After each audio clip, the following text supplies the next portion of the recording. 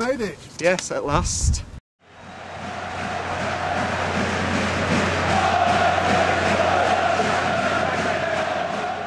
I'm doing a charity walk to all 92 football clubs.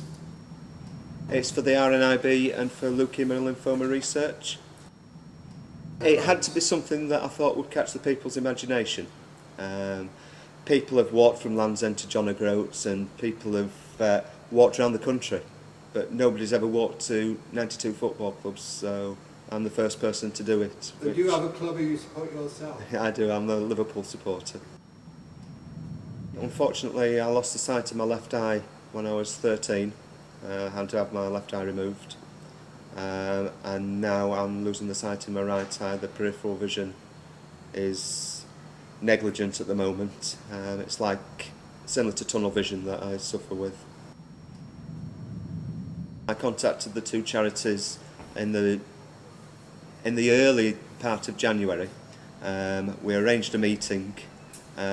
Both charities came to visit me at a friend's. I was fortunate that a friend had a spare office that he let me use. A kind gentleman called Vaughan Griffiths from Aqua Rentals. Thank you, Vaughan. Without his help at the start, I just... So it was your headquarters? It was the headquarters. The two charities came to see me. We had a really good meeting. And I said, do you want to get involved? And they said, yes, please. I set off on April the 30th, setting off at Tranmere Rovers. So far I've walked to 79 clubs out of the 92, so 13 clubs left. We actually left Liverpool Football Club from the Shankly Gates. I was joined by some people from the hospital, the local hospital where they treat leukemia and lymphoma. They came to walk with me part of the way. We went down to Pierhead, and because we had to catch the ferry, I couldn't actually class Liverpool as the first club. So we went up to Tranmere Rovers, myself and a colleague from the RNIB, and she left me, and I carried on myself. And so far I've done about just over 2,000 miles, walking solitary basically. The first week I tore the meniscus in my right knee. I also twisted the ligaments in my left ankle, having to jump out of the way of an articulated wagon on a country lane. I've lost the toenails of 9 of my toes. My cartilage in my left knee came out, so I had to have that put back in when I was in London.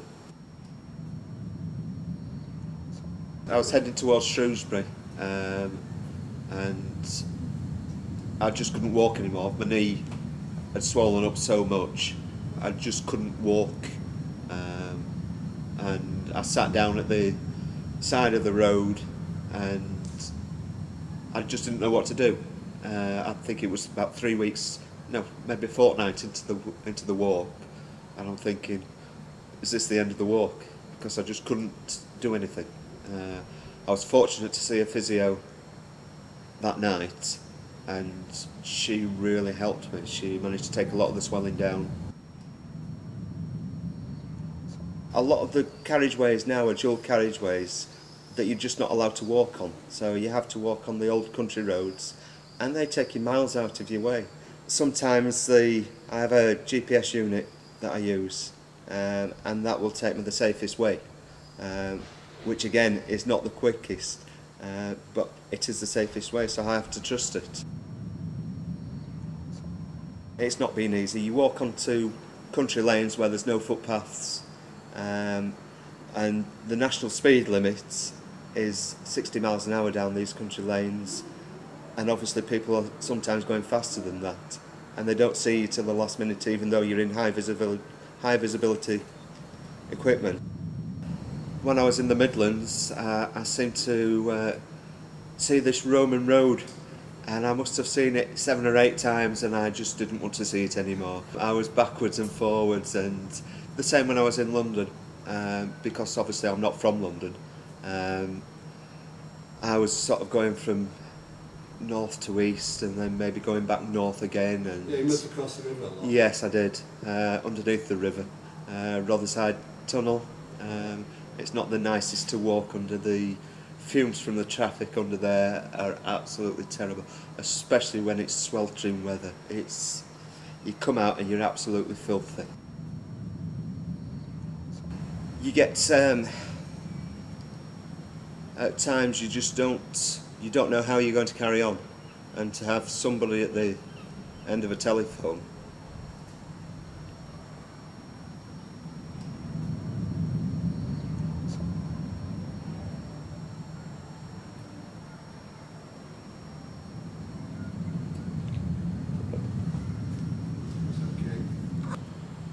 somebody at the end of a phone that you can, doesn't matter what you say, you need it, because there's times it's just so hard. Well, there must be many times when you've been walking purely by yourself. How many times have you had companions on the walk? 4, maybe 5 days out of the I think it's 150 days. The two charities have been really supportive. Without the help of the charity, I just wouldn't have done it.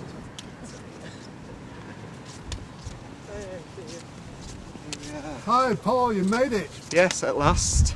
Yes. Where have you come from today? Garstang today, nearly 16 miles, so it's just been a nice steady walk. The weather's been quite kind today, so I'm happy. And how many of your clubs to go?